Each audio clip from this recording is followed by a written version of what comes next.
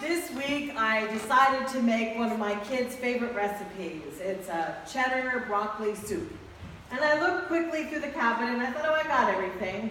So I started cooking it and I was about 90% done when I realized, oops, I don't have all the ingredients. Well, if any of you have made a cream of something soup, you know you sort of just can't leave it. You have to improvise, so I improvised and I put something else in there. No one had seconds. You see, the recipe really called for something else, and what I had really was not a good substitute. Recipes are wonderful because they help keep us guided and they help show us what the best that we can do with the ingredients that we have. When I read Paul's letter to the 1 Corinthians and then go on to the second part of that, I think that this is a recipe for the church. He is talking to this young, just beginning, fledgling church in Corinth.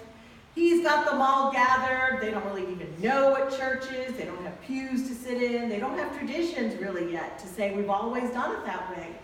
They're trying to figure out what does it mean to be church. And so he starts by saying that there are gifts. All of us are needed in the church.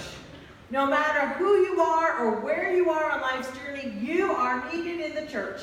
If you can sing, we'll find a place for you. If you're good with music, good with finances, we'll find a place for you. If you're good with people, we'll find a place for you. If you're quiet and shy, we'll find a place for you. Everyone has a gift within them to be given to the church.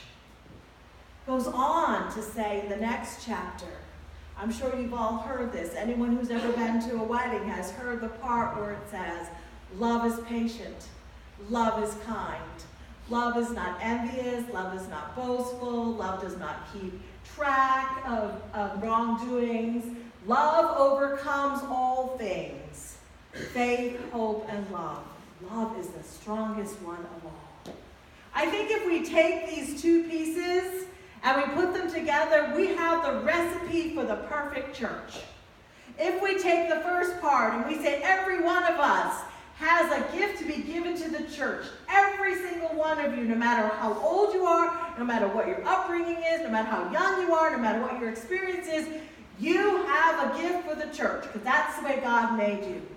And if you live for those gifts into remembering that love is precious and love is kind and love is not envious or boastful, and if we live into the fact that we're going to use our gifts and we're going to use those gifts with love, we can overcome.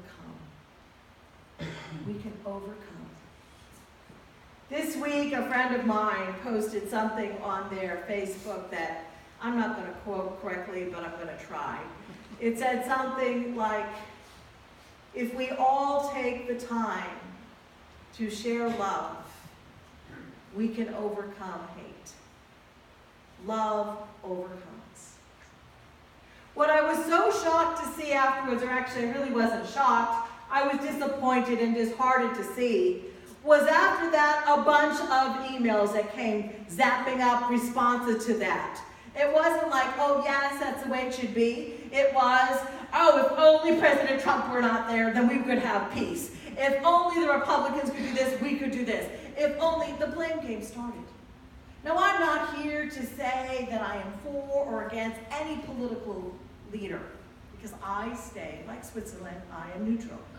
But what bothered me was that this beautiful message was pounded on with hate. With hate. We have gotten so used to blaming each other. We've gotten so used to finding fault in each other. We've gotten so used to saying this one's at blame or that one's at blame that I think we don't even know half the time that we are the ones who are sowing seeds of hate. We need to step back and look at that recipe. How do we make the best church soup? We make the church soup by realizing that each and every one of us is a precious gift from God. That each and every one of us, no matter who we are, has a gift for the kingdom, for God's purpose.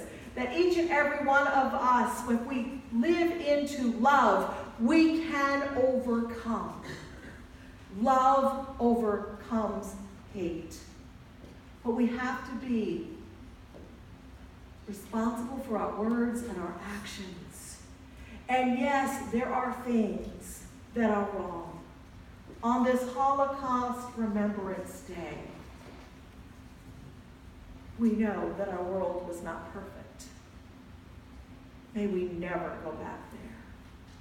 But may we never repeat the same history of hating each other, of dividing each other, of seeing each other as different than we are, as putting blame on others.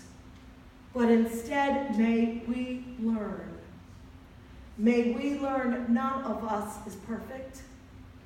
But if we come to the table, if we talk, if we learn the art of compromise, if we reach out with love, if we don't keep track of everyone's mistakes and wrongdoings, because I know I really don't want anyone to keep track of mine.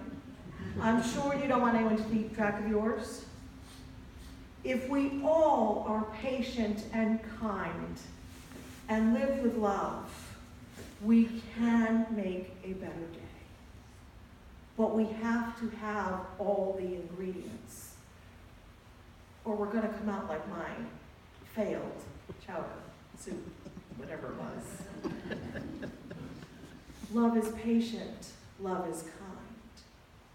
God has given us gifts to love one another, to speak out against things that are wrong, but in a way that is healthy. May we take this recipe and live this recipe. May we never make the mistakes of the past. And when we find ourselves speaking words that are not part of the recipe that St. Paul has given us, may we stop ourselves. May we take a few moments and pray. For our God is a God of forgiveness. Our God is a God of transformation. Our God is a God of hope.